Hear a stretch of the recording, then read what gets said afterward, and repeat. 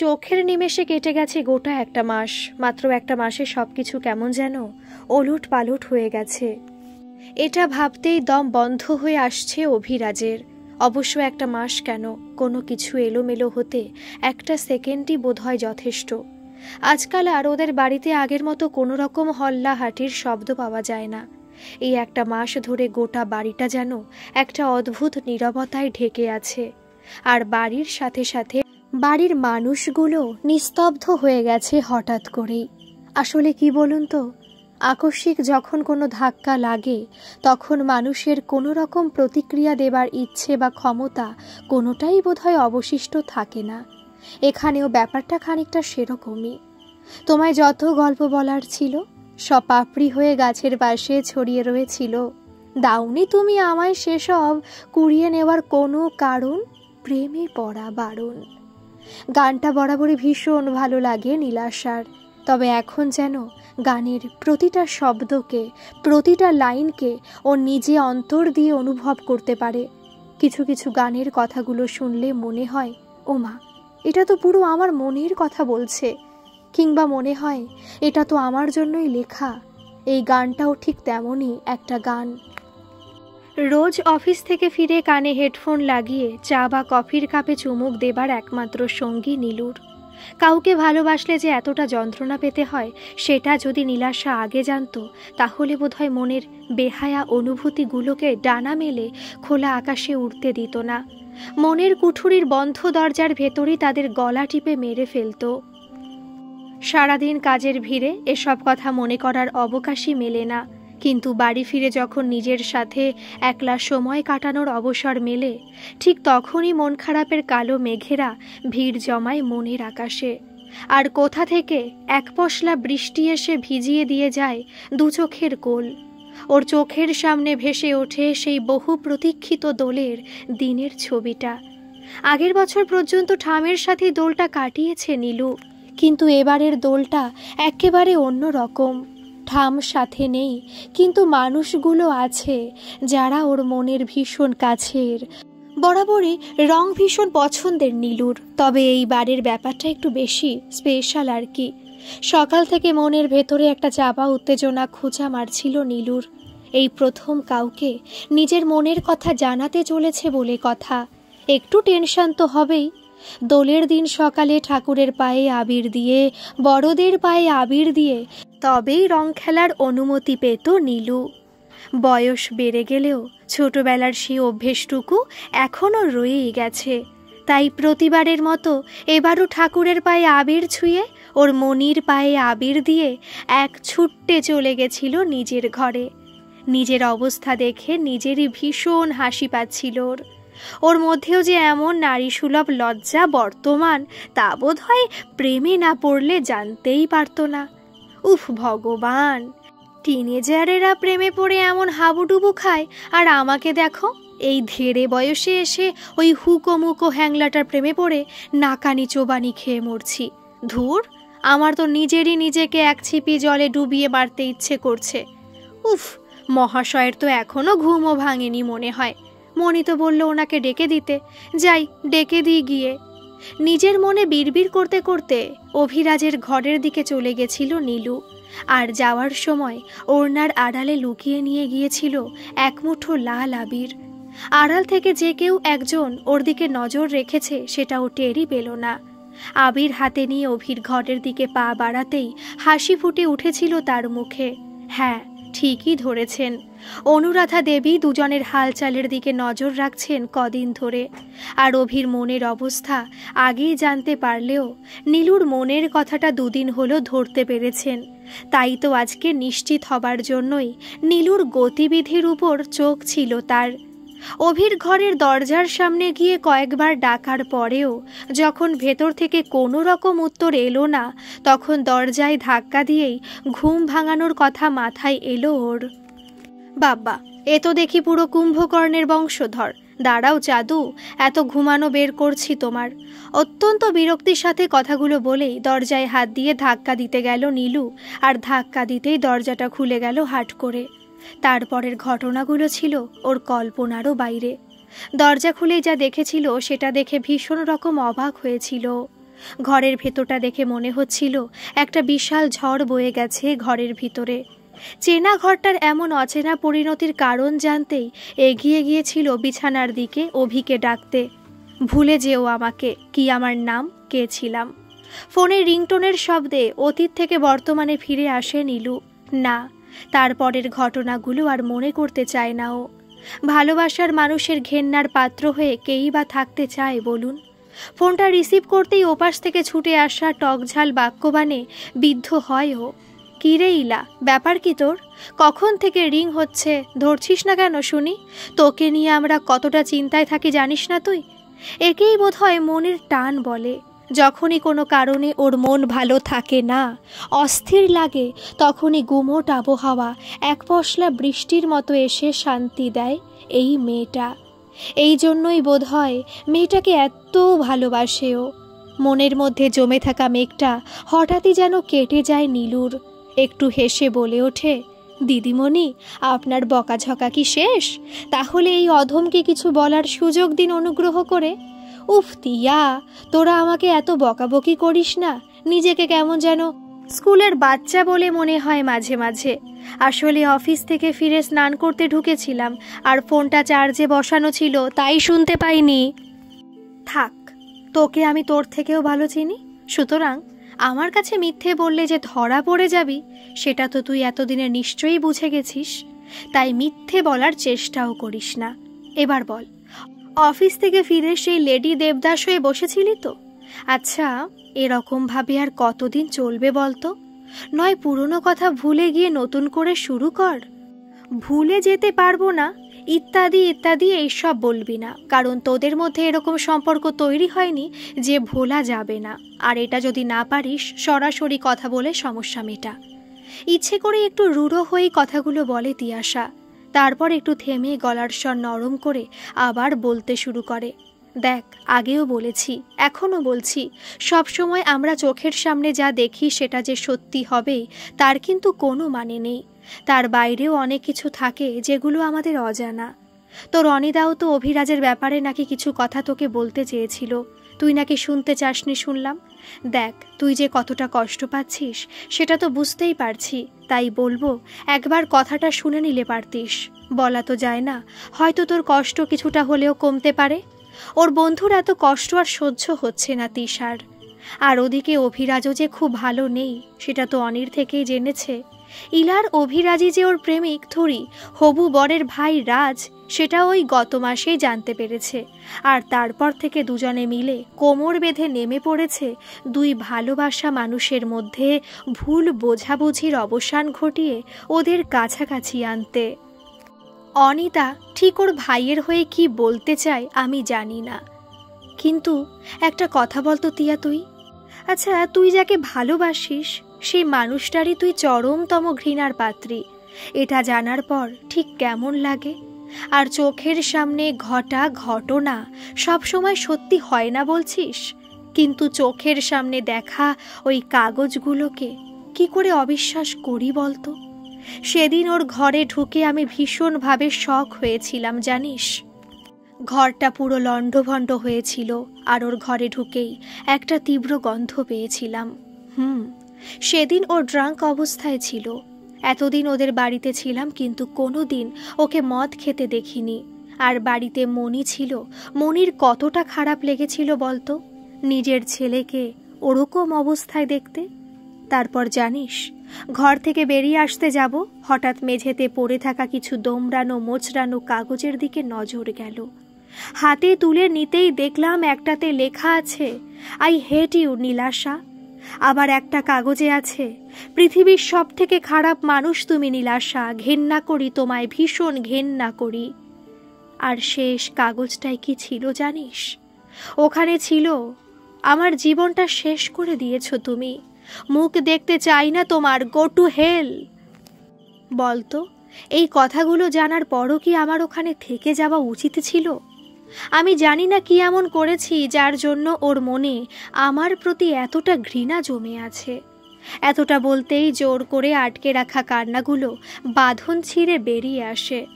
তিয়া ওর ইলার কষ্ট একদম সহ্য করতে পারে না, খালি মনে হয় ওর কষ্টটা যদি একটু কমাতে পারত। এখন ওর মনে হচ্ছে এক ছুট্টে ওর ইলার কাছে চলে গিয়ে যদি ওকে জড়িয়ে ধরতে পারত। কিন্তু ও তো নিরুপায়।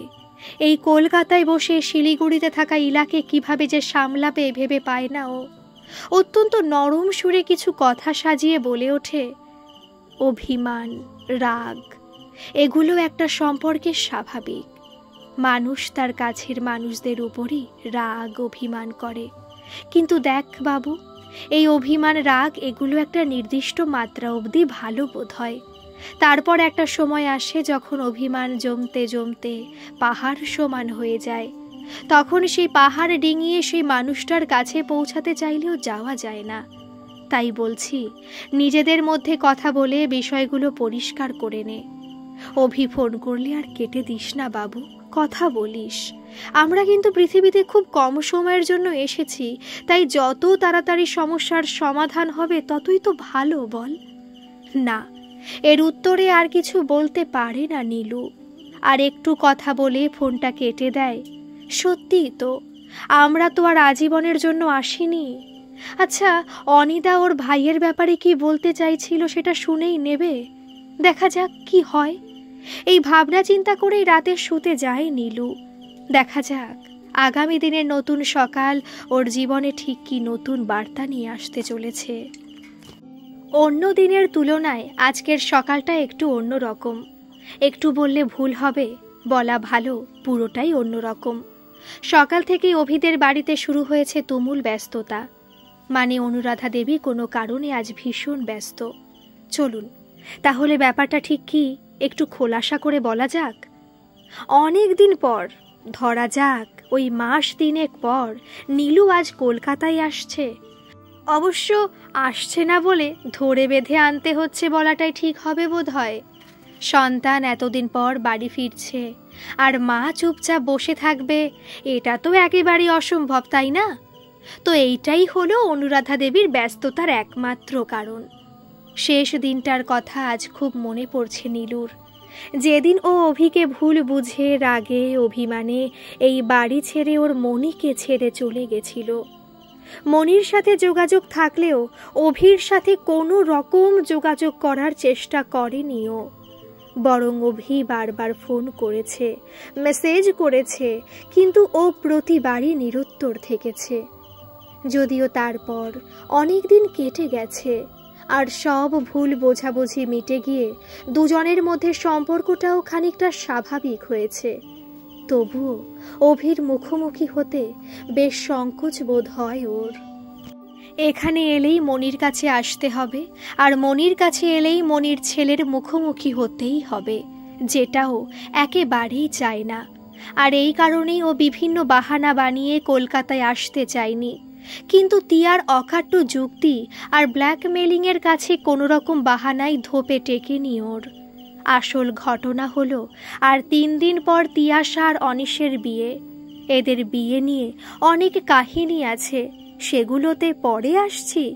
তা যেটা বলছিলাম, তিয়ার বিয়ের উপলক্ষেই ওর এই কলকাতাতে আসা। এবার ছোট্টবেলার বন্ধুর বিয়ে বলে কথা, ওকে তো আসতেই হতো। তার ওপর আবার পাত্র হলেন ওর ব্রাঞ্চ ম্যানেজার, মানে ওর বস আর কি। একদিকে বস, অন্যদিকে বেস্ট ফ্রেন্ড, মানে বুঝতেই তো পারছেন জিনিসটা ঠিক কতটা সিরিয়াস। ব্যাপারটা কি হচ্ছে মাথায় ঢুকছে না তো? আরে দাঁড়ান, ভালো করে বুঝিয়ে বলি। তিয়ার প্রেমিক মানে ওর অনিদা যে ব্যাংকে আছে সেটাও জানতো, কিন্তু সে যে ওর জয়েন করার কয়েক মাস আগে ওর ব্রাঞ্চেই বদলি হয়ে এসেছে সেটা তিয়া বা অনিদা কেউই ওকে জানায়নি। আর সেটা যে ওকে সারপ্রাইজ দেবার জন্য সেটাও পরে জেনেছেও। প্রথম জয়েন করার দিন যখন ওকে ম্যানেজারের ঘরে যেতে বলা হলো, ম্যানেজারের মুখ দেখে তো ভূত দেখার মতো চমকে উঠেছিল পুরো। নীলু, এই নীলু, কিরে শরীর ঠিক আছে তো? খেতে দিয়ে দিচ্ছি, খেয়ে নিয়ে তারপর একটু ঘুমিয়ে নিস। বিকালে তো আবার তিয়াশার সাথে বেরোবি, নে নে উঠে পড়। মনির ডাকে ওর ভাবনার জগৎ থেকে বেরিয়ে আসে। না না মনি, শরীর ঠিকই আছে, একটু চোখটা লেগে এসেছিল খালি। তুমি খাবার দাও, আমি যাচ্ছি। আজ কতদিন পর মনির হাতে বানানো খাবার খাবে, এটা ভেবেই মনটা ভালো হয়ে গেল ওর। এই কি এত ভাবছিস বলতো? সেই থেকে দেখছি খাবারটা নিয়ে নাড়াচাড়া করেই যাচ্ছিস। তোর পছন্দের খাবার বানিয়েছি আজকে, তাড়াতাড়ি খা, ঠান্ডা হয়ে গেল তো। ও বুঝেছি, খাইয়ে দিতে হবে তাই তো? মনির কথা নীলুর মুখে একটা লম্বা চওড়া হাসি ফুটে উঠল। আনন্দের চোটে মনিকে জড়িয়ে ধরতে গেলে উনি একটু কপট রাগ দেখিয়ে ওর কানটা আলতো করে মুলে দিয়ে বলেন, এই আগে হাত ধুবি, তারপর এসব আদর টাদর করবি। এই সত্যি করে বলতো, এই কটা মাস নিজের শরীরে ঠিক করে খেয়াল রাখিসনি না? চোখের তলায় কালি পড়ে গেছে, আগের থেকে রোগাও তো হয়ে গেছিস অনেকটা। কাজের চাপের বাহানা চলবে না কিন্তু। অনি বলছিল কদিন আগে নাকি শরীর খারাপ হয়েছিল তোর, মনিকে একবার জানানোর প্রয়োজনই মনে করিসনি বল? খাওয়া দাওয়া ঠিকঠাক করে করিস বলে তো মনে হয় না। দাঁড়া, এরকম করে হবে না। মনির কথা তো শুনিস না, এবার এমন একজনকে খুঁজতে হবে যার কাছে তুই জব্দ হবি। এতগুলো কথা বলার পর অনুরাধা দেবী একটু থামলেন। ওনার শেষ কথাটা শুনে নীলুর মুখের ভাবের কোনো পরিবর্তন হয়েছে কিনা ওর মুখের দিকে তাকিয়ে তা বোঝার চেষ্টা করতে লাগলেন। আর নীলুর অবস্থা তো তথৈবচ। মনি যে ওর বিয়ের কথা বলেছে সেটা ভালো মতোই বোধগম্য হয়েছে ওর, কিন্তু কি বলবে তাই চুপ থাকাই শ্রেয় মনে করে ও কথাগুলো চুপচাপ হজম করে নেয়। বিয়ের আর মাত্র একদিন বাকি। তিয়াশা আর অনিশ দুজনের বাড়িতে শেষ মুহূর্তের মহড়া চলছে, মানে দুই বাড়িতেই ব্যস্ততা তুঙ্গে। অনুরাধা দেবী গতকালই দিদির বাড়ি চলে গেছেন, কিন্তু অভি মায়ের সাথে যায়নি। ও অফিসের কাজে বাইরে গেছিল, আজ সকালেই ফিরেছে, তাই একেবারে কাল ভোর ভোর বেরিয়ে যাবে। এদিকে নীলুও গতকাল থেকে তিয়ার বাড়িতেই আছে। তিয়া ওকে একরকম পাকড়াও করেই নিজের বাড়িতে নিয়ে গেছে।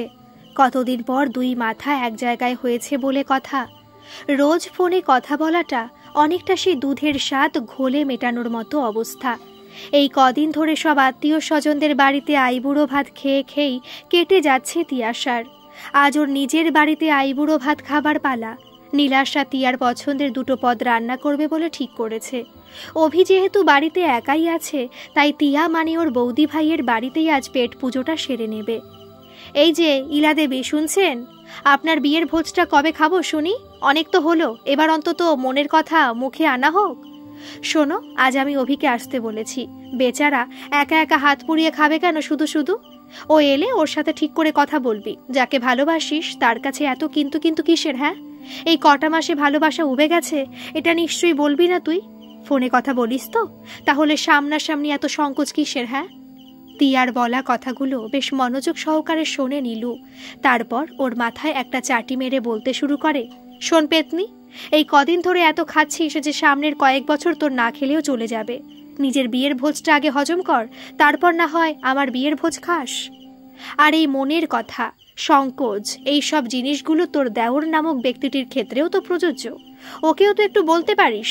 আর রইল বাকি ফোনে কথা বলার কথা, সে তো হ্যালো, গুড মর্নিং কিংবা গুড নাইটেই সীমাবদ্ধ। আমরা এখন জাস্ট ফ্রেন্ড, বুঝলি? আর নীলুকে আর একটা শব্দ খরচ করতে না দিয়ে তিয়া চোখ নাচিয়ে জিজ্ঞাসা করল, আচ্ছা তাই নাকি? তা রানীমা, এই জাস্ট ফ্রেন্ড থেকে কি একেবারে হাজবেন্ড হবে, নাকি মাঝখানে বয়ফ্রেন্ড নামক স্টপেজেও গাড়ি থামতে পারে? এভাবেই আরও কিছুক্ষণ এইসব হাসি মজা চলতো, যদি না তিয়ার মা এসে ওদের অভিরাজের আসার খবরটা দিত। আজ কতদিন পর নীলু অভিকে দেখল।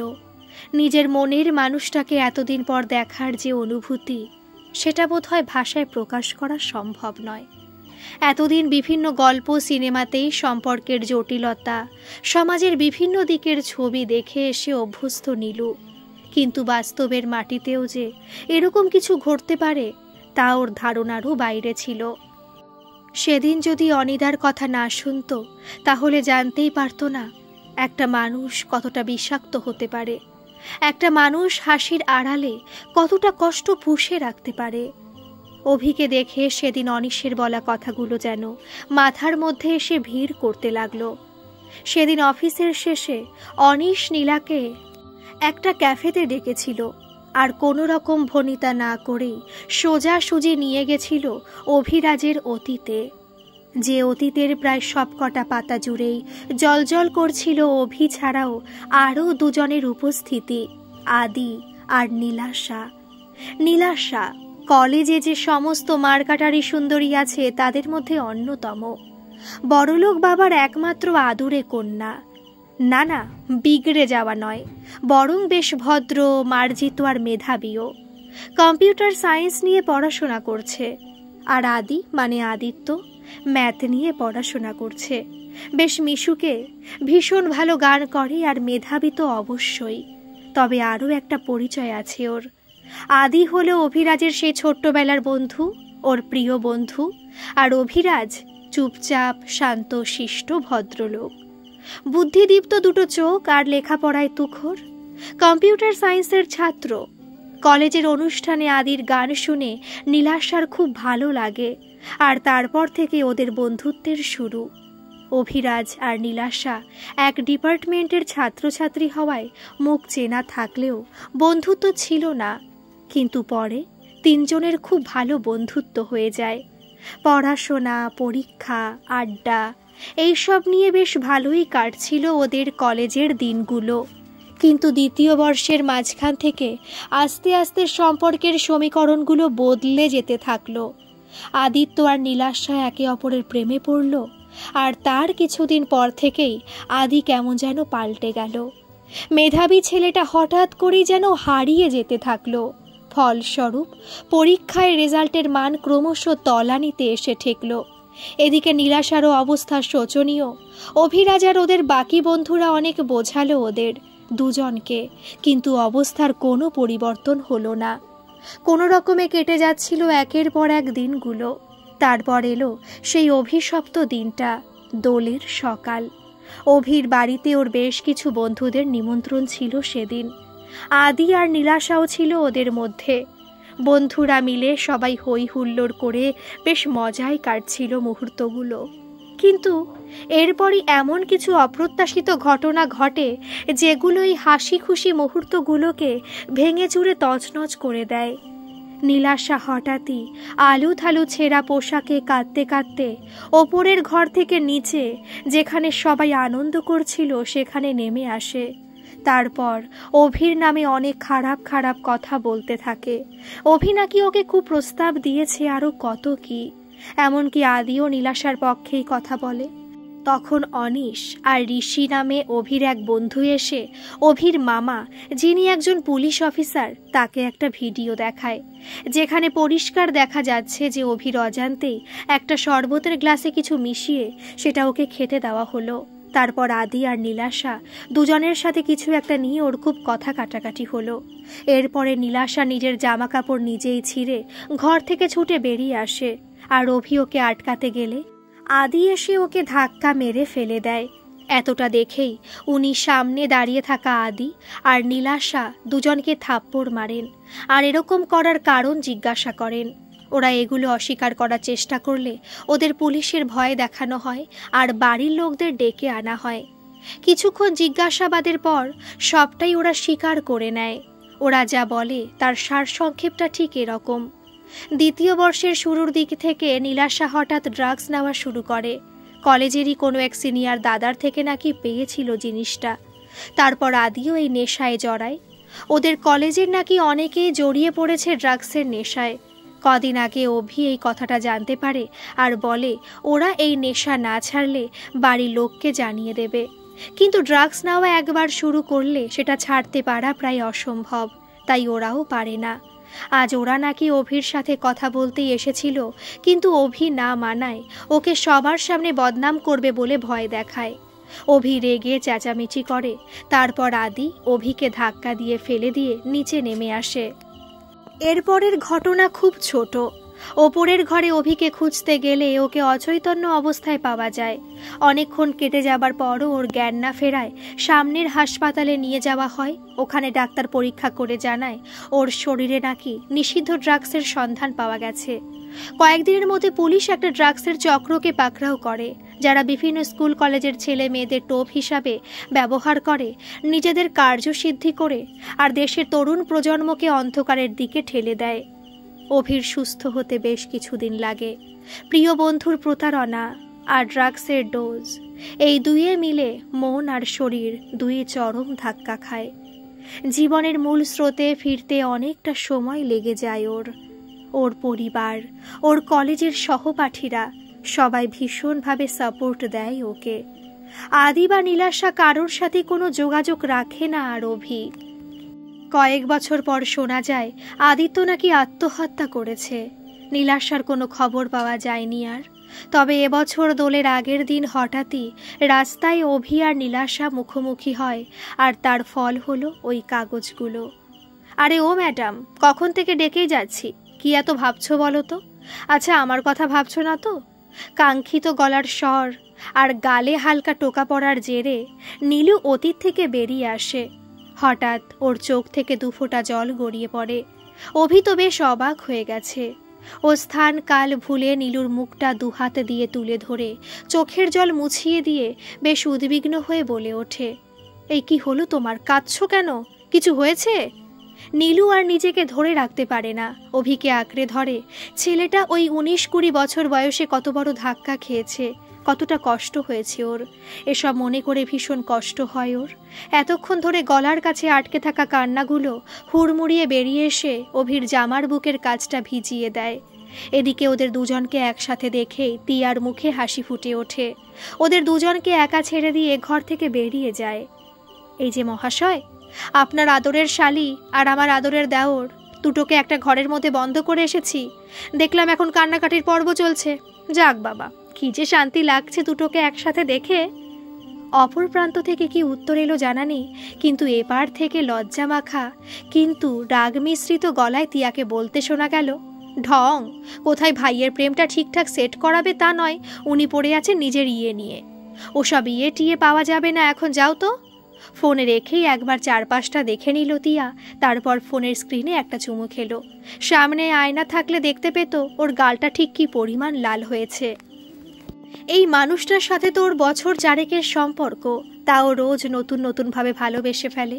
কই, আগে তো এত লজ্জা পায়নি কখনো। তাহলে কাল ওর বিয়ে, এটা ভাবলেই কোথা থেকে একরাশ লজ্জা, ভয়, বিভিন্ন মিশ্র অনুভূতি জমা হচ্ছে কেন ওর মনের গহীনে।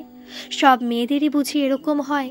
ওদিকে আমাদের ঝাড়সির রানী তার হিরোকে জড়িয়ে ধরে কেঁদেই চলেছে। হিরো তার মাথায় হাত বুলিয়ে তাকে শান্ত করার চেষ্টা করছে। কিছুক্ষণ পর কান্না থামিয়ে অভির বুক থেকে মাথা না তুলেই বলে ওঠে, সরি। অভি ব্যাপারটা খানিকটা আন্দাজ করেই ওকে বুক থেকে ছাড়িয়ে নিয়ে ওর চোখের দিকে খানিকক্ষণ তাকিয়ে থাকে। তারপর হালকা হেসে ওর গালটা টিপে দিয়ে বলে, ও ঠিকই বুঝেছিলাম, আমার কথাই ভাবা হচ্ছিল। তাহলে সরি বলতে হবে না, আমি তোমার জায়গা থাকলেও এরকমই কিছু করতাম হয়তো। তোমার চোখের ভাষা আমি অনেকদিন আগেই পড়ে ফেলেছি, তবে আজ তোমার এই চোখের জল এটা নিশ্চিত করলো যে আমার অনুমান 100% সত্যি।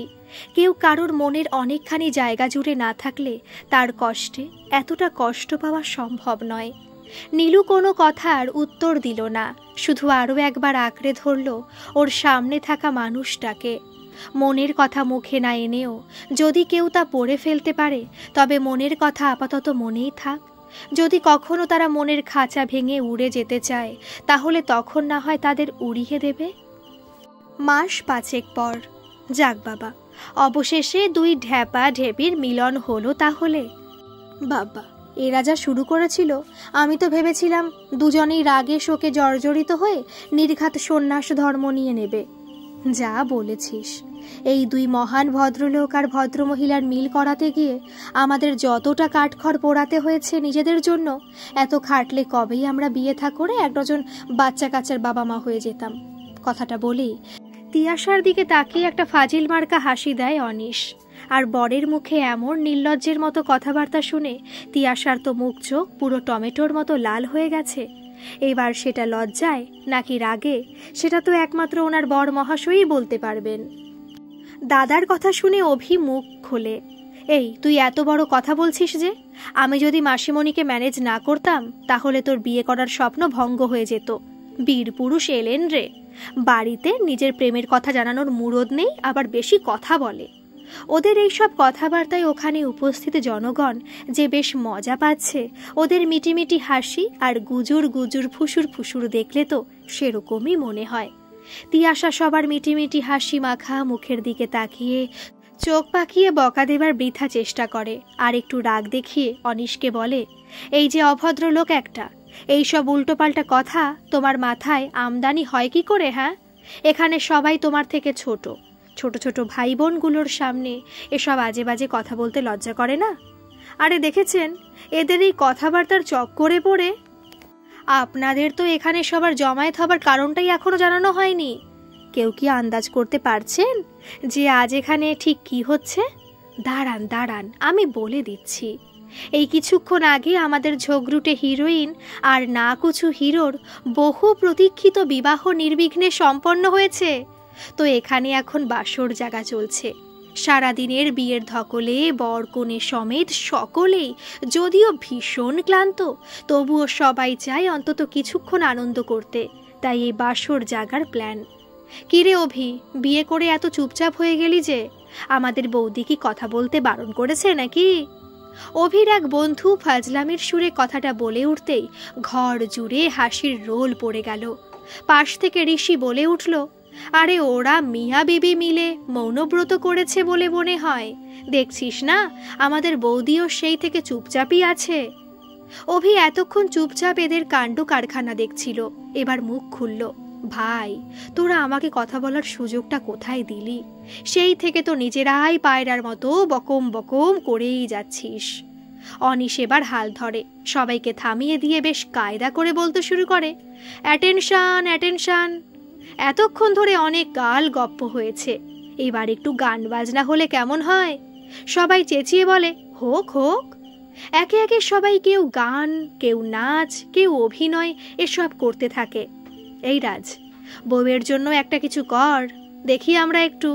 অভি একবার নীলুর মুখের দিকে তাকায়, তারপর হেসে বলে, আমি অকর্মার ঢেকি, আর সেটা আমার বউ ভালোই জানে। তাই থাক, এই লোক সমাজে আর মান সম্মান নিয়ে টানাটানি করিস না। বুঝি বুঝি, সব বুঝি। বউকে একান্তে সারপ্রাইজ দিবি এটা বললেই হয়। ঋষির কথায় সবাই হেসে ওঠে।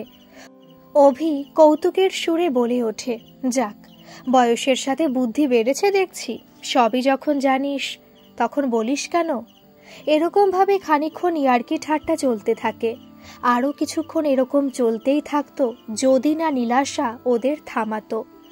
আমি কিছু বলতে চাই, সবাই চুপ করো একটু। অভির হাতের ওপর হাত রেখে ওর চোখের দিকে তাকিয়ে বলতে থাকে, ক্ষণে ক্ষণে বসন্ত দিন ফেলেছে নিঃশ্বাস, মাঝখানে তার তোমার চোখে আমার সর্বনাশ। খানিকক্ষণ কারোর কোনো সাড়া শব্দ পাওয়া যায় না। সবাই ভীষণভাবে অবাক হয়ে গেছে। একরাশ মুগ্ধতা ছড়িয়ে পড়েছে সবার চোখে মুখে। আর এদিকে যাকে উদ্দেশ্য করে এই কবিতাটি বলা হলো সে তো চোখের পলক ফেলতেই ভুলে গেছে। প্রিয়তমার চোখের গভীরে কখন যে তলিয়ে গেছে টেরই পাইনি। চমক ভাঙল মিলিত হাততালির শব্দে। ইলা, পুরো ফাটিয়ে দিয়েছিস বোন, উফ কি ভালো বললি। তুই তার মানে আমাদের সবার সামনে আমার এই অর্বাচীন ভাইটাকে প্রপোজ করলি? প্রপোজ করার পন্থাটা কিন্তু দারুণ ছিল। সবাই ভীষণ প্রশংসা করছে নীলাশার আবৃত্তির, আর বউয়ের প্রশংসায় বরের তো চওড়া ছাতি ফুলে আরও চওড়া হয়ে গেছে। সবার হাসি মজার ফাঁকে অভি নীলুর কানের কাছে মুখ নিয়ে ফিসফিস করে বলতে লাগলো, ম্যাডাম, আর কতবার মারবে বলো তো? আজ তো আমি পুরো বোল্ড আউট হয়ে গেলাম। জীবনে প্রথমবার কোনো মেয়ে ভালোবাসার কথা বলল, তাও রবি ঠাকুরের কবিতা দিয়ে। আবার যে সে মেয়ে নয়, সেই মেয়েটা আমার একমাত্র আদরের বউ। তাহলে আমার অবস্থাটা বুঝতে পারছো তো? তুমি সবার সামনে বলেছ, আমি কিন্তু সেটা করতে পারবো না। আমাদের একসাথে কাটানো প্রথম রাতে তোমার জন্য সারপ্রাইজ আছে, তৈরি থেকো কিন্তু। নিজের কাঙ্ক্ষিত পুরুষের এহেন কথাবার্তায় নীলুর চোখ মুখ আপনা আপনি লাল হয়ে গেল।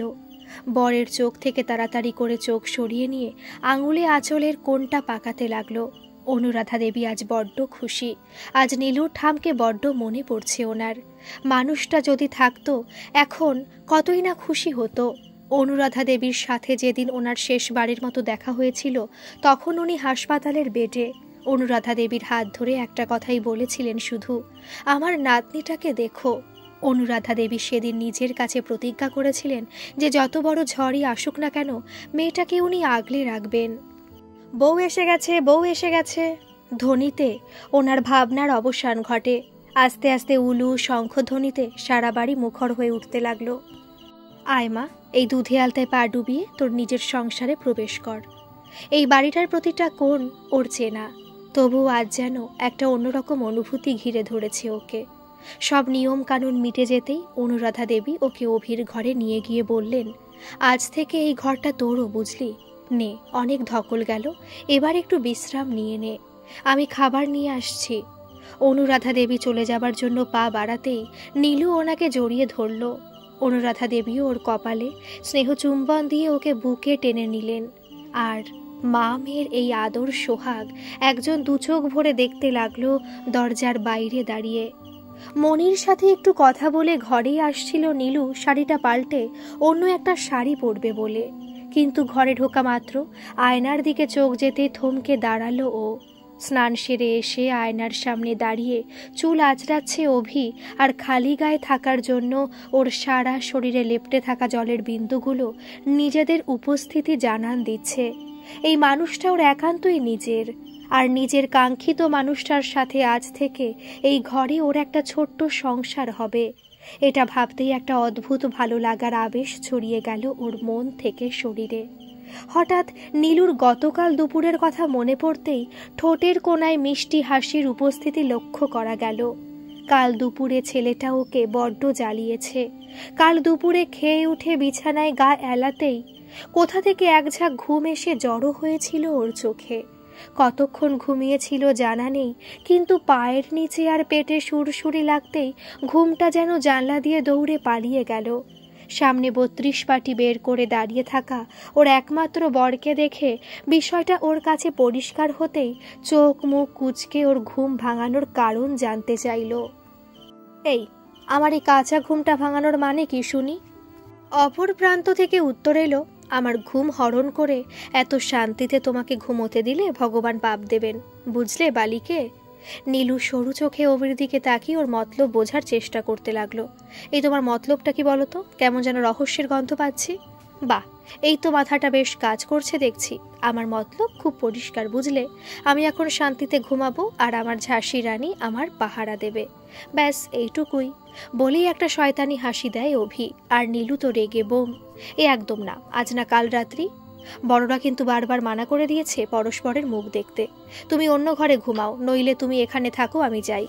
এইটুকু বলে নীলু বিছানা থেকে নামতে যেতেই হাতে একটা হ্যাচকা টান পড়ল। এখনো সূর্য ডুবতে বেশ দেরি আছে, তাই বড়দের বকা খাবার ভয় নেই। বাড়িতে আত্মীয় স্বজন ভর্তি, অন্য কোনো ঘরে শোবার মতো একটুও জায়গা নেই। যন্ত্রণায় মাথাটা ছিঁড়ে যাচ্ছে, তাই ভাবলাম একটু ঘুমোলে হয়তো কমে যাবে। কিন্তু থাক, তুমি যখন চাইছো না, তখন দেখি যদি কারোর ঘরে জায়গা পাই। আফটার অল এটা এখন তোমার ঘর। বরকে আর কিছু বলার সুযোগ না দিয়ে হাত ধরে বিছানায় বসিয়ে মুচকি হেসে বলল, থাক মহাশয়, ঢের অভিমান হয়েছে। হ্যাঁ, এই ঘরটা এখন থেকে আমার, আর তার সাথে বরটাও আমার, তাই আমার বরকে এখানে ঘুমানোর পারমিশন দিলাম। অভির মনে তো বিশাল আনন্দ, ও এটাই চাইছিল। অভি, নাও, আমি জায়গা করে দিলাম, শুয়ে নাও। অভি কোনো কথা না বলে মুচকি হেসে নীলুর কোলে মাথা রেখে ওর কোমরটা জড়িয়ে ধরে বেশ আদুরে গলায় বলল, নিশু, মাথাটা একটু টিপে দেবে? ভালোবাসার মানুষের এমন আদুরে আবদার অমান্য করে এত সাধ্যি নীলুর নেই। তার ওপর মানুষটা ওকেই প্রথমবার ভালোবেসে একটা আদুরে ডাকনাম দিয়েছে, মানে সব মিলিয়ে নীলুর মনে বসন্তের হাট বসেছে। তারপর কি হয়েছিল মনে করতেই নীলুর হৃৎপিণ্ডটা একটু বেশি জোরে দৌড়তে শুরু করলো। ওর পেটের কাছে তিলটায় চুমু খেয়ে ওকে কাতুকুতু দিয়ে ধরাশায়ী করেছিল ছেলেটা। আর এই ভয়ঙ্কর কাতুকুতু ও চুমুর জেরে বেচারির অবস্থা যে কতটা নাজেহাল হয়েছিল তা তো আপনারা নিশ্চয়ই ধারণা করতেই পারছেন। কালকের কথা ভাবতে ভাবতে কখন যে নীলু অভির পেছনে এসে দাঁড়িয়েছে খেয়ালই করেনি। চমক ভাঙল ওর একদিনের পুরনো বরের গলার স্বরে, ওরম তাকিও না, আমি ক্যাবলা হয়ে যাই। মহারানী, এরকম অর্ধনগ্ন একজন পুরুষের দিকে তাকিয়ে আছো, তার লজ্জা করে না বুঝি? না মানে তোমার ঘর, তোমার বর, তুমি তাকাতেই পারো, কিন্তু বরের দিকটাও একটু ভেবে দেখা উচিত তো নাকি? বরের অবস্থা যে কাহিল হচ্ছে মিসেস আচার্য, ব্যাপারটা খানিকটা সেই আখিওসে গলি মারে গোছের হয়ে যাচ্ছে না? অভির কথার কোনো উত্তর না দিয়ে ওর সামনে খানিকটা এগিয়ে গিয়ে চিরুনিটা মুখের সামনে উঁচিয়ে ধরে বলে উঠল, স্ট্যাচু, একদম নড়বে না বলে দিলাম। যেমনভাবে আছো ঠিক তেমনভাবেই দাঁড়িয়ে থাকবে। যদি একটুও নড়েছ, আমি কিন্তু লঙ্কাকাণ্ড বাঁধিয়ে ছাড়ব। বউয়ের এমন রণচণ্ডী মূর্তি দেখে অভি ঢোক গিলল। বউয়ের মাথায় যে কোনো বদমাইশি বুদ্ধি করছে সেটাও বেশ বুঝতে পারছে, কিন্তু ওকে স্ট্যাচু হতে বলে ওর সাথে কি যে করবে সেটা ভেবে বেচারার গলা শুকিয়ে কাট। নীলু এবার অভির পায়ের পাতার ওপর ভর দিয়ে গোড়ালিটা একটু উঁচু করে দুহাত দিয়ে ওর গলা জড়িয়ে ধরে, তারপর নিজের মুখটা আস্তে আস্তে বরের মুখের সামনে নিয়ে আসে। এদিকে বউয়ের এমন অবতারে আমাদের হিরোর অবস্থা শোচনীয়। প্রিয়তমাকে এত কাছে পেয়ে তার ধুকপুকানি তো দ্বিগুণ হারে বেড়ে গেছে। দুজনের ঠোঁট কাছাকাছি আসতেই অভির চোখ আপনা আপনি বন্ধ হয়ে গেল। বেচারা অনেক কষ্টে নিজেকে সামলে রেখেছে। ও খালি মনে মনে ভাবছে ওর বউ তো ওর থেকেও বেশি ডেয়ারিং। কাল ও শুধু বউকে জড়িয়ে ধরে গালে আর পেটের ওই লাল টুকটুকে তিলটায় চুমু খেয়েছিল, কিন্তু এ তো ওর থেকেও দুকাঠি ওপরে যায়। বাপরে! এদিকে বরের অবস্থা দেখে নীলু তো মুখ টিপে হেসে অস্থির। বরের কানের কাছে গিয়ে ফিসফিস করে বলে উঠল, কাল দুপুরে প্রচুর জ্বালিয়েছ আমায়, আর এখন আমি সেটারই প্রতিশোধ নেব, বুঝলে আমার কাতুকুতু বুড়ো। এই কটা কথা বলি কানের সামনে মুখটা আরও কিছুটা এগিয়ে নিয়ে এলো। অভির অবস্থা এদিকে খারাপ হয়ে যাচ্ছে। বেচারা না পারছে বউকে সরিয়ে দিতে, আর না পারছে বউকে জড়িয়ে ধরতে। বউয়ের ঠোঁট হালকা করে কান স্পর্শ করতে সারা শরীরে যেন বিদ্যুৎ খেলে গেল ওর। ঘোর কাটল বউয়ের কানে তালা লাগানো চিৎকারে। চমক ভাঙতেই দেখে ওর ঝাঁসির রানী দাঁত বের করে হেসেই চলেছে আর বলছে, মজা কেসা লাগা জি? একে তো এতক্ষণের অত্যাচার, তার ওপর আবার কানের কাছে কানে তালা লাগানো চিৎকার। সব মিলিয়ে অভির মুডের 13টা বাজিয়ে ছেড়েছে। নীলুকে ধরতে গেলে সে দৌড়ে পালিয়ে যেতে গেলে হাতে টান পড়ল। অভি প্রথমে মুখটা বেজার করে, তারপর একটা শয়তানি হাসি দিয়ে নীলুর কানের কাছে মুখ এনে বলল, তোমার এই নিষ্পাপ বরটাকে এরকমভাবে কষ্ট দিয়ে তুমি ভালো করলে না নিশু রানী। আমি কিন্তু সুধে আসলের শোধ তুলব, আর সেটা আজ রাতেই। তৈরি থেকো। আর এক মুহূর্ত অপেক্ষা না করে ঘর থেকে অভি বেরিয়ে গেল। আর নীলু তো ভ্যাবলার মতো দাঁড়িয়ে আছে। অভিকে জব্দ করতে গিয়ে ও যে নিজেই ফাঁদে পড়েছে সেটা বেশ ভালো মতোই উপলব্ধি করল নীলু। আজ ওদের রিসেপশন। সকালে ভাত কাপড়ের অনুষ্ঠানে অভির বলা কথাগুলো ভীষণভাবে মন ছুঁয়েছে ওর। এই জন্যই ছেলেটাকে ও এতটা ভালোবাসে, সম্মান করে। রোজই যেন নতুন নতুনভাবে এই মানুষটার প্রেমে পড়ে নীলু। তোমার নিজের ভাত কাপড়ের দায়িত্ব তো তুমি নিজেই নিতে পারো, তার জন্য আমাকে তোমার কোনোদিন প্রয়োজন হবে বলে মনে হয় না। আমি তোমাকে সারা জীবন ভালো রাখার দায়িত্ব নিলাম। তোমার সুখ দুঃখের সমান অংশীদার হব। তোমার প্রতিটা ওঠা পড়ায় তুমি আমাকে সব সময় পাশে পাবে, কথা দিলাম। ব্যাস, একজন মানুষের তার জীবন সঙ্গীর থেকে তো এগুলোই চাওয়ার থাকে। বেশ কিছুক্ষণ হলো রিসেপশন মিটেছে, লোকজন সব চলেও গেছে। এই একটু আগে তিয়া, ওদের কয়েকজন কাজিন আর ওদের সব বন্ধু বান্ধব মিলে নীলাশাকে ফুল দিয়ে সাজানো বিছানায় বসিয়ে দিয়ে গেছে। আর যাবার আগে প্রচুর নরম নরম টিপস দিয়ে গেছে, যেগুলো শুনে নীলুর মনে হয়েছে কেউ যেন ওর কানে গরম সীসা ঢেলে দিচ্ছে। বাপরে, কি সব কথাবার্তা! দুপুরবেলা থেকে ওর মাথাটা ভীষণ ধরেছে, শরীরটা ঠিক ভালো লাগছে না, কিন্তু সবাই চিন্তা করবে বলে কাউকে কিছু জানায়নি, এমনকি অভিকেও না। এখন তো মাথাটা যন্ত্রণায় ছিঁড়ে যাচ্ছে। ও যে কি করবে? আজকের এই বিশেষ রাতটা নিয়ে প্রত্যেকটা নবদম্পতির মতো ওদের দুজনেরও কিছু স্বপ্ন আছে। ওর জন্য কি সমস্তটা ভেস্তে যাবে? অভি কি খুব কষ্ট পাবে? এইসব হাবিজাবি ভাবতে ভাবতেই হঠাৎ ওর চোখের সামনেটা অন্ধকার হয়ে গেল। সেদিনের পর আরও 3টে দিন কেটে গেছে। নীলু এখন মোটামুটি সুস্থ, তবে শরীরটা ভীষণ রকম দুর্বল হয়ে আছে এখনও। ভাইরাল ফিভার বরাবরই ওকে কাহিল করে দেয়। এবারেও তার অন্যথা হয়নি। এই কদিন সবাই মিলে ওর খুব খেয়াল রেখেছে। মামনি তো আছেই, তার সাথে তিয়াশা আর অনিদাও এই বাড়িতেই ছিল। আগের থেকে ওর শরীরটা এখন অনেকটাই ভালো আছে দেখে ওরা আজ সকালে চলে গেল। আর অভিরাজের কথা তো বলার নয়। ছেলেটা এই কদিন প্রচুর খেটেছে ওর জন্য, তবে একটা জিনিস ওর খুবই চোখে লাগছে, আর সেটা হলো সারাক্ষণ ওর সাথে সাথে থাকার চেষ্টা করলেও অভি ওর সাথে খুব একটা বেশি কথা বলে না। কেমন যেন একটা গম্ভীর মুখ করে ওর সামনে চলাফেরা করে। নীলুর মনটা খুব খারাপ হয়ে যায়। ওর মনে হয় সেদিনও অসুস্থ হয়ে পড়ায় অভির প্ল্যান নষ্ট হয়েছে, তাই হয়তো রেগে আছে। আরও 2 দিন চোখের নিমেষেই কেটে গেছে। আমাদের নীলু রানী এখন সম্পূর্ণ সুস্থ, কিন্তু ওর মনটা ভীষণই খারাপ। ওর ছুটি ফুরিয়ে এসেছে। কাল বা পরশু ওকে মামনিকে ছেড়ে, অভিকে ছেড়ে, এই সংসার ছেড়ে শিলিগুড়িতে ওর কাজের জায়গায় ফিরে যেতে হবে। অভি আর নীলুর প্রেমের গাড়ি সেই যে দাঁড়িয়েছে, আর চলেই না। তাই আজ নীলু মনে মনে ঠিক করেই নিয়েছে আজ কিছু একটা হেস্তনেস্ত করেই ছাড়বে। কিছু একটা মাথায় আসতেই ওর ঠোঁটের কোণে একটা বাঁকা হাসির রেখা দেখা গেল। অভিরাজ অফিস থেকে ফিরতে বেশ অনেকটাই দেরি হয়ে গেছে। অবশ্য দেরিটা খানিক ইচ্ছাকৃত আর অনিচ্ছাকৃতর মিশেলেই হয়েছে আজ। ওর ম্যাডাম যে ওর এই কদিনের ব্যবহারে বেশ চটেছে সেটাও বেশ ভালোই আন্দাজ করতে পারছে। আসলে ব্যাপারটা হলো, আজ ওর বউয়ের রাগ ভাঙানোর জন্য একটা সারপ্রাইজ প্ল্যান করেছে, আর সেই জন্যই এত দেরি। বাড়ির পুরনো দেওয়াল ঘড়িটা ঢং ঢং শব্দে জানান দিয়ে গেল যে ঘড়ির কাঁটা 12টার ঘরে এসে থেমেছে। নিজেদের ঘরটা মোমবাতি ফুল দিয়ে সুন্দর করে সাজিয়ে বরের জন্য অপেক্ষা করতে করতে কখন যে চোখ দুটো লেগে এসেছিল টেরই পায়নি নীলু। হঠাৎ নিজের মুখের ওপর কারোর গরম নিঃশ্বাস পড়তেই ওর ঘুমটা ভেঙে যায়।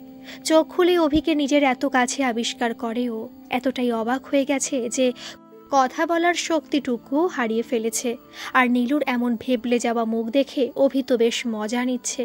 এবার ওকে আরও একটু ভড়কে দিয়ে কানের কাছে মুখ নিয়ে গিয়ে ওর কানে লতিতে হালকা চুমু দিল। তারপর ফিসফিস করে বলল, happy birthday Nishu, wish you a very very happy birthday my love. প্রথম উইশটা আমি করতে চেয়েছিলাম, তাই এরকমভাবে ঘুম ভাঙাতে হলো। চলো কেকটা বরং কেটে নেওয়া যাক।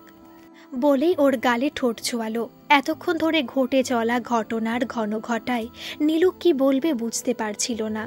বরের ছোঁয়ায় বেচারি রীতিমতো হাত পা কাঁপতে শুরু করেছে। ও যে বরকে সারপ্রাইজ দিতে গিয়ে নিজেই চরম পরিমাণে সারপ্রাইজড হয়ে গেছে। সন্ধে থেকে বরের জন্য বসে থাকতে থাকতে ওর ভীষণ অভিমান হয়েছিল অভির ওপর, কিন্তু এখন সব রাগ অভিমান ধুয়ে মুছে পুরো সাফ হয়ে গেছে। অদ্ভুত একটা অনুভূতি ঘিরে ধরেছে ওকে। কেক কাটার পর্ব মিটেছে বেশ খানিকক্ষণ হলো। ঘরে লাগোয়া বারান্দায় একটা সিগারেট হাতে গায়ে হালকা একটা চাদর জড়িয়ে দাঁড়িয়ে আছে অভি। না, সঙ্গে নীলু নেই, ও একাই আছে। কলকাতায় হালকা হালকা ঠান্ডা পড়তে শুরু করেছে এখন। ওর মাথায় এখন একটা কথাই ঘুরছে, ওর সারপ্রাইজ পেয়ে নীলু কি খুশি হয়নি? এই সবে হিজি বিজি ভাবছে, ঠিক সেই মুহূর্তে ওর পেছন থেকে চাদরের ভেতর দিয়ে ওর কোমরে দুটো নরম হাতের বন্ধন সুদৃঢ় হলো। Thank you Abhi, thank you very much আমার জন্মদিনটাকে এতটা বিশেষ করে তোলার জন্য। আমি কোনোদিন ভাবিনি জানো যে আমার মতো কাঠখোট্টা মানুষের জীবনেও প্রেম আসতে পারে, আমাকেও কেউ এতটা ভালোবাসতে পারে। আমার জীবনে আসার জন্য তোমাকে অনেক অনেক ধন্যবাদ। এতক্ষণ ধরে বেজার করে রাখা মুখটায় খুশির ঝলকানি দেখা গেল। যাক, নীলু তবে খুশি হয়েছে। হাতে রাখা জ্বলন্ত সিগারেটটাকে ফেলে দিয়ে প্রিয়তমাকে নিজের বুকে আগলে নিয়ে কপালে ঠোঁট ছুঁয়ে বলল, নিশু, তোমাকে নিজের জীবনে পেয়ে আমার নিজেকে ভীষণ লাকি মনে হয় জানো। তোমার মতো আমিও কোনোদিন ভাবিনি যে একটা মেয়ে আমার জীবনে এতটা জায়গা জুড়ে থাকতে পারে। নীলাশা নামটা একদিন আমার জীবনে অন্ধকার এনেছিল, আর আজ দেখো সেই একই নামের মানুষটার জন্য এই ধূসর জীবনটায় রঙের ছোঁয়া লেগেছে। ভাগ্যের কি পরিহাস, তাই না? এই 1 মিনিট, তোমাকে একটা জিনিস দেখাই, দাঁড়াও। শেষ কথাটা বলেই পকেট হাতড়ে কিছু একটা জিনিস বের করে এনে নীলুর সামনে ধরে। আরে আরে অভি, এটা কোথা থেকে পেলে? এটা তো হারিয়ে গেছিল, তাই তো? হ্যাঁ, এটা কোথায় পেলে? তোমার আমাদের প্রথম দেখার দিনটা মনে আছে? সেই দুপুরবেলা তুমি মায়ের সাথে বাড়িতে দেখা করতে এসেছিলে। তুমি চলে যাবার পর মেঝে থেকে আমি দুলটা কুড়িয়ে পেয়েছিলাম, আর ফেলে দিতে গিয়েও কি যেন মনে করে নিজের কাছেই রেখে দিয়েছিলাম। এখন বুঝতে পারি ওটা ভগবানের ইচ্ছাতেই হয়েছিল। উপরওয়ালা অনেক আগে থেকেই তোমার আমার জুটিটা বানিয়ে রেখেছেন। বাবা, সেদিনের কথা ভুলি কি করে? যা পরিমাণ ঝগড়া করেছিলে আমার সাথে। আর এই দুলটা আমার খুব প্রিয় ছিল, হারিয়ে যাবার পর খুব মন খারাপ হয়ে গেছিল। অভি এবার মুখটা সামান্য গম্ভীর করে বলে, আমি কিন্তু খুব রেগে আছি। সেদিন যে তোমার অত শরীর খারাপ লাগছিল, সেটা আমাকে আগে বলনি কেন? নাকি এখনো আপন হয়ে উঠতে পারিনি? সেদিন ঘরে ঢুকে তোমাকে বিছানায় অচৈতন্য অবস্থায় দেখে আমার ভেতরটা কেমন হয়েছিল আন্দাজ আছে কোনো? আবারও বুঝি হারিয়ে ফেললাম, এই ভয়টাই কুড়ে কুড়ে খাচ্ছিল আমায়। আমি একজোড়া নরম ঠোঁট ও নিকোটিনে পোড়া ঠোঁট দুটোকে আঁকড়ে ধরতেই মুখের কথা মুখেই রয়ে যায়। অভির হাত দুটো অজান্তে ওর ঝাঁসি রানীর কোমরে আরও শক্তভাবে বসে গিয়ে জীবনের প্রথম চুম্বনের স্বাদ উপভোগ করতে লাগলো। নাও, তোমার রিটার্ন গিফট দিলাম। মহাশয়ের রাগ কমেছে নিশ্চয়ই। চলো, অনেক রাত হয়ে গেছে, শুয়ে পড়া যাক। বরের বুকের মধ্যে মুখ লুকিয়ে নীলু ফিসফিস করে বলে ওঠে, কিন্তু মহারানী, তুমি যে আমার ঘুম কেড়ে নিলে। এবার কি করে ঘুম আসবে বলো তো? অভির এমন নেশা ধরানো গলা নীলুর সারা শরীরে কাঁপুনি ধরিয়ে দেয়। ও বেশ বুঝতে পারছে এরপর কি হতে চলেছে। নিজেকে অভির বন্ধন থেকে মুক্ত করে ঘরের দিকে পা বাড়াতে আঁচলে টান পড়ে। বাইরে কোথা থেকে একটা হালকা গান ভেসে আসছে, আভি না যাও ছোড়কর কি দিল আভি ভাড়া নিহি। রাত আরও গভীর হওয়ার সাথে বাইরে ঠান্ডা হাওয়ার দাপট বাড়ছে, আর তার সাথে পাল্লা দিয়ে বেড়ে চলেছে ঘরের উষ্ণতা বিনিময়ের প্রথম রাতে দুই ভালোবাসার মানুষ আজ পরস্পরকে নতুনভাবে আবিষ্কার করার খেলায় মত্ত। দিনের শেষে সমস্ত ভুল বোঝাবুঝি, রাগ, মান, অভিমানের পালা মিটিয়ে নিয়ে ভালো থাকুক ওরা, ভালো থাকুক ওদের ভালোবাসা। এই গল্পটি আপনাদের কেমন লাগলো অবশ্যই কমেন্ট করে জানাবেন। ভালো লাগলে একটা সাবস্ক্রাইব করে আমার পাশে থাকবেন। ধন্যবাদ।